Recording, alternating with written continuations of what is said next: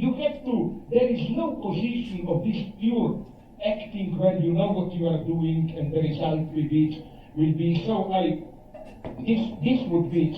this would be my main point. So yes, my formula is kind of ironically, I know Hegel is the greatest idealist, materialist reversal of Marx by turning back to Hegel. For Hegel says in a part that people don't read, Introduction to Forward to Philosophy of Right, he says explicitly that the owl of Minerva takes off in the evening when there is dusk. So philosophy can just grasp a social order when it's already in its decay. Philosophy cannot see into the future. It's radical openness. We need this openness today. The tragedy today, maybe we agree here, is that we really don't have a basic, how should I call it, cognitive mapping. I don't think we have here a clear insight into where we stand, where we are moving, and so on and so on. So I'm much more, again, sincerely of a pessimist. To be free and flexible and creative was really essential to what? Oops, I think I deleted the wrong thing. So that was from the, I think it was famous, debate. That was supposed to be a debate between those two in Canada, and the price for the tickets was $2,000 a piece. And the place was packed. Oh my God. I'm not kidding. I was amazed. And you know, of course, the thing, why? You could watch it on YouTube for free, so, it doesn't make sense to me. But in any case, it turned out not to be so much of a debate as a series of agreements between the two of them. And I thought I was going to get a bit of Jordan Peterson explaining that Marxism, contemporary Marxism, is a dismal failure for lots of different reasons. And Zizek's agreement with him on that. But that's a difference. I was very close to that same segment, but that one was only 6 minutes. And I guess the one I watched last night in preparation for this was about 8 minutes, so I missed that somehow. But it was a fascinating discussion between two very popular individuals. Zizek is considered, they call him the most dangerous philosopher in the world, which is just really a joke. He's hilarious. He does have a tic. He's not on cocaine, but he's basically got a physical issue with saliva and I think it's like a nervous tick as well. Something like that. And also he's in speaking English. It's like his fifth language. So I mean, because he is originally from Yugoslavia when it was a communist country, and he got his PhD in that system, and then because of the radicalness of his thought, the communist government gave him a desk job where he basically had nothing to do but research, because they didn't want him teaching because he was too radical of a thinker. And so he basically sat down at a desk in an office in a communist society and started writing books. And if you read the label on the one book, it says that, in the biography spot, which usually gives you, at least 5-6 lines who this person is, his just says, Slavoj Žižek was born, writes books, and will die. It's just hilarious. So anyway, describe how existentialism or Marxism was a reaction to Hegel. Existentialism rebelled against Hegel and treated every human being as a free agent and not tied into a society. And Marx assumed that everybody was part of a society and so embedded in the society that there's no such thing as being a free will or free agent. And the thing is, we're both. In fact, when we're thinking about how we've got all these different language games, the one language game that we really need to use is the idea that human beings are free agents and are responsible for the decisions they make, even at the same time that we have the other language game that explains everything that people do and how they couldn't have done anything else. So we need both of those games in different contexts in our society in order to deal with the form of life that we're trying to live with. Do we have a tendency to wish that one of those models is actually the way reality is? Well, I think that's probably natural too. Remember at the very beginning when I did the goofy, question, does the Earth go around the sun? Does the sun go around the Earth? That I tried to lead to Stephen Hawking's version of this, which he called model-dependent realism, or remember we went to that page and so on.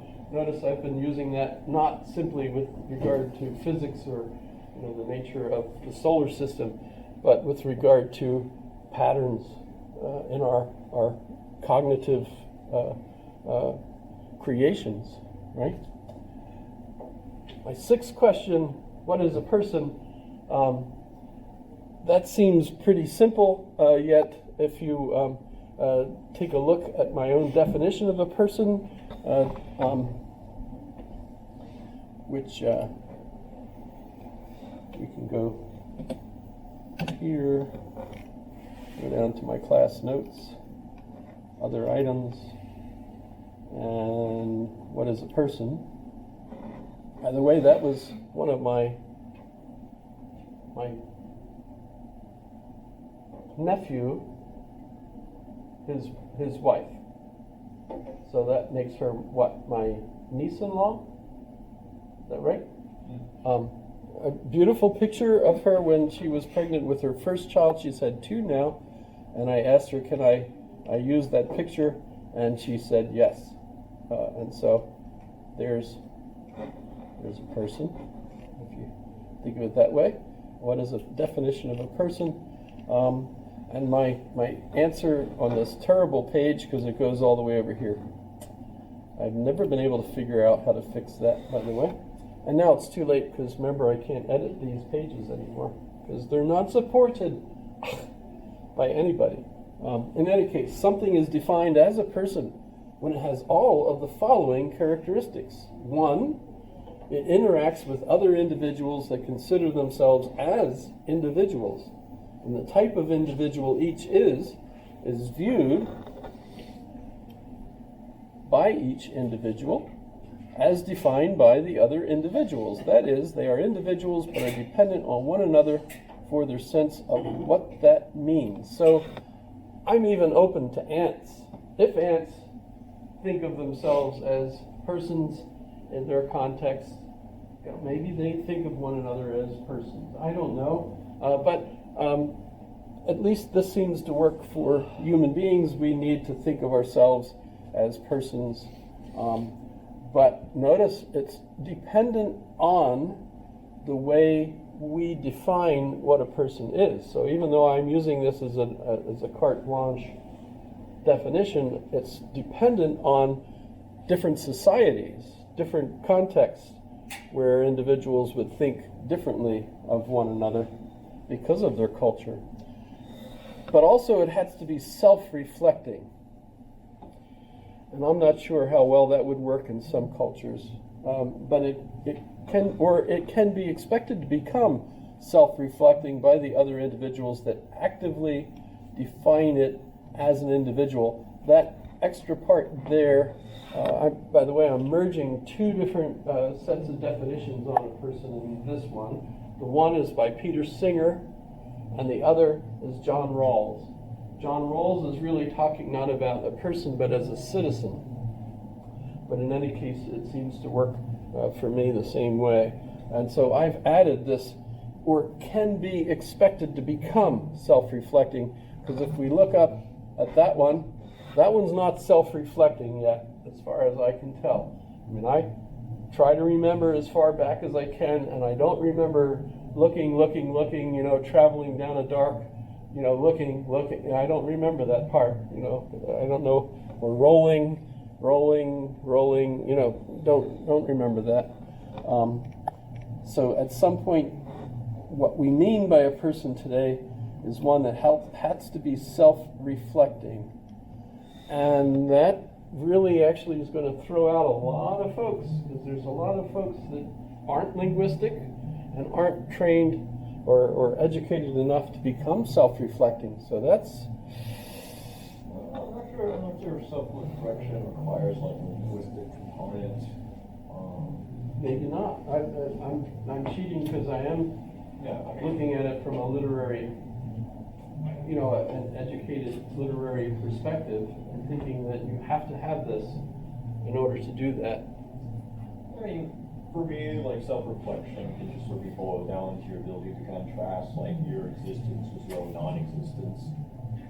You know, then Do individual- that as into an extended degree of self-reflection is reflecting upon like its existence and the continuity of its existence with a state of non-existence, which is death. Well, I'm thinking amoeba, which the amoeba has lived forever since it got started. Remember, they don't reproduce sexually, so basically the amoeba that's out there is the same amoeba that just keeps splitting, right? And they know where they're going. They're looking for something, and they know it's over here and not over there. But does that make them self-reflecting? Are they self-aware? I wouldn't call them a person. I mean, I don't necessarily think they're reflecting upon like the knowledge that they're like acquiring, like the data is so like encoded. Because at that point, you know, it's like is a computer like self-reflective then? In terms of like computational power. Was Hal self-reflecting, you know, in the movie? You know, that's a good... Well, I'm not referring to Hal, because that's like a full-on, like, you know, full-on like artificial intelligence. I'm just referring to like a regular computer is probably on par, now at greater degree. Your computer never asks you questions? Wait till the day happens. I mean, you know, I have a cell phone now, and it's ridiculous. The only reason I bought the dang thing was not to use it ever as a phone, because I didn't buy a plan. I just bought a $95 Moto, you know, at Best Buy. So I could make sure that my Oculus 3, my Quest 3, it had to be paired with such a device. So I use it on the Wi-Fi in my house, right? And it will pair my Oculus, and now that my Quest is paired, I'll never have to use it ever again, unless something screws up, apparently. But nonetheless, it was amazing to me all the things that it wanted to do. And in fact, I can use voice commands and ask it things with my voice. So, is it going to be self-reflecting? When I talk to my cell phone, is that thing consciously aware of it listens for people asking of, like inputs hey, for Google. the most part, and like the outputs that are given are like constrained by like an external intelligence being like, you know, designer or programmer. You know, so there is no like real sense of novelty involved in the regards to like what it's reflecting upon. There's no like creative process of like reflection.